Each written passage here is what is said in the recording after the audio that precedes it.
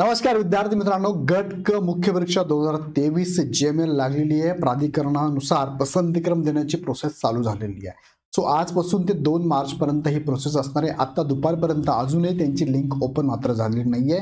थोडा वेळ लागेल, खूप जास्त हँग पण सकाळपासून होत आहे. सो 2 दिवस 3 दिवस वेट करा, नंतर आपला पसंतीक्रम नक्की निवडा.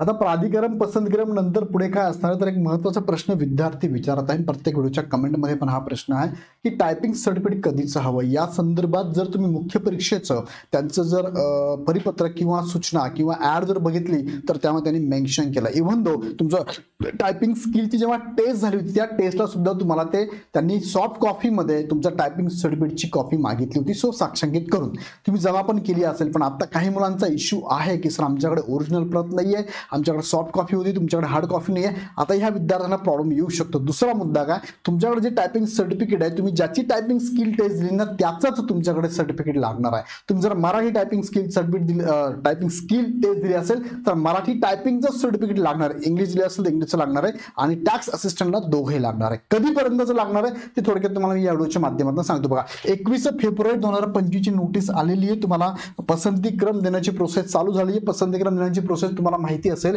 कधीपासून चालू झाली आहे. 24 फेब्रुवारी पासून ते 2 मार्च पर्यंत आहे. वेबसाईट तुम्हाला एमपीएससीच्या वेबसाईटला जायचं, तिथे ऑनलाईन फॅसिलिटी नावाचा ऑप्शन आहे. त्याच्यामध्ये अपॉइंटिंग ऑथॉरिटी प्रेफरन्स हा ऑप्शन येणार आहे आणि यावरती जाऊन तुम्हाला तुमचा पसंतीक्रम द्यायचा आहे प्राधिकरणानुसार. प्राधिकरण जे पूर्व परीक्षेला तुम्ही निवडले तेच प्राधिकरण असणार आहे. त्यात बदल मात्र काही होणार नाहीये. बघा, या ठिकाणी तुम्हाला एमपीएससीच्या वेबसाईटला जर तुम्ही गेलात ना, ऑनलाईन फॅसिलिटीमध्ये तुम्हाला ऑप्शन येणार आहे. अजून तो ऑप्शन आलेला नाहीये. आज संध्याकाळपर्यंत अपेक्षित यायला पाहिजे, येईल तो. 2 मार्च पर्यंत वेळ तुम्हाला असणार आहे. आता अत्यंत महत्त्वाचं असं की तुम्ही प्राधिकरणाचा पसंतीक्रम दिल्यानंतर पीडीएफ डाउनलोड करून ठेवा. नंतर तुमच्या लक्षात राहत नाही पसंतीक्रम कसा दिलाय आणि मग तुम्ही विनाकारण ब्लेम करतात. सो पीडीएफ तुम्ही डाउनलोड करून तुमच्याकडे ठेवा किंवा प्रिंट आउट तुमच्याकडे ठेवा.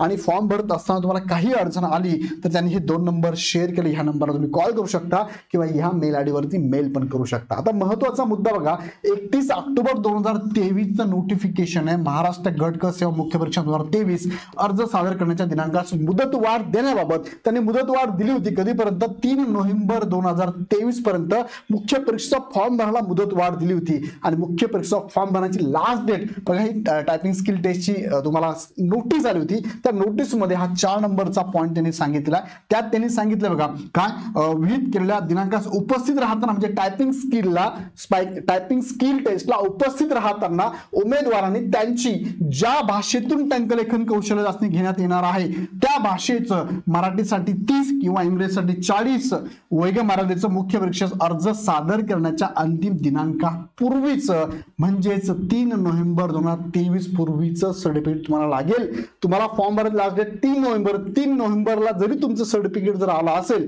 सर्टिफिकेट वरती डेट असेल ते चालेल, त्याच्या पूर्वीच चालेल. पण 3 नोव्हेंबर नंतरचं 4 नोव्हेंबर किंवा 4 नोव्हेंबर नंतरचं सर्टिफिकेट तुम्हाला चालणार नाही. तुमच्याकडे असेल तर तुम्ही ते अपात्र होणार आहे असं डायरेक्ट त्यांनी या नोटीस मधून सांगितलेलं आहे.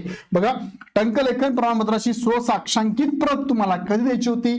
टायपिंग स्किल टेस्ट जेव्हा होती ना त्यावेळेस तुम्हाला ती स्वसाक्षांकित प्रत जमा करायची होती. तिथे हार्ड कॉपीची गरज नव्हती. मात्र आता तुम्हाला जेव्हा डीव्ही असेल, तुम्ही जेव्हा ह्या प्रोसेसमध्ये पुढे जाणार, जेव्हा डीव्ही असेल, डीव्हीला मात्र लागणार आहे. मग तुम्हाला हायएस्ट मार्क असेल, मेरिट मधले विद्यार्थी तुम्ही खूप चांगले मार्क पडलेत तरी सुद्धा तुम्ही इथे अपात्र होऊ शकता ह्या एका कारणामुळे.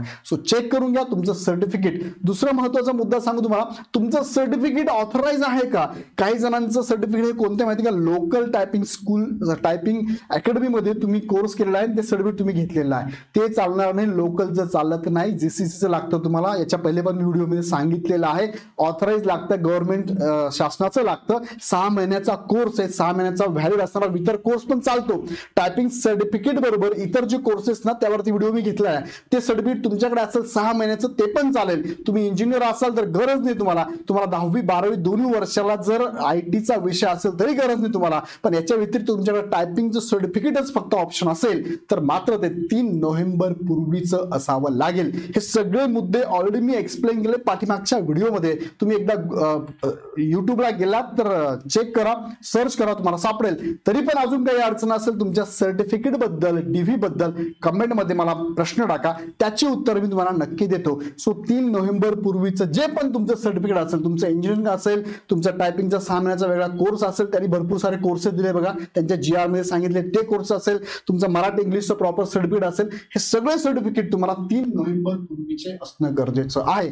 यात काही शंका असेल तर नक्की मला कळवा, आमच्या टीमला कॉल करून तुम्ही माहिती घेऊ शकता. काही असेल अजून प्रश्न तर कमेंट बॉक्समध्ये नक्की टाका. व्हिडिओ आवडला लाईक करा, चॅनल सबस्क्राईब करा, कारण तुमच्या मनातील प्रश्नांचं उत्तर म्हणजेच इग्नाइट अकॅडमी. पुन्हा भेटूया नेक्स्ट व्हिडिओमध्ये. धन्यवाद.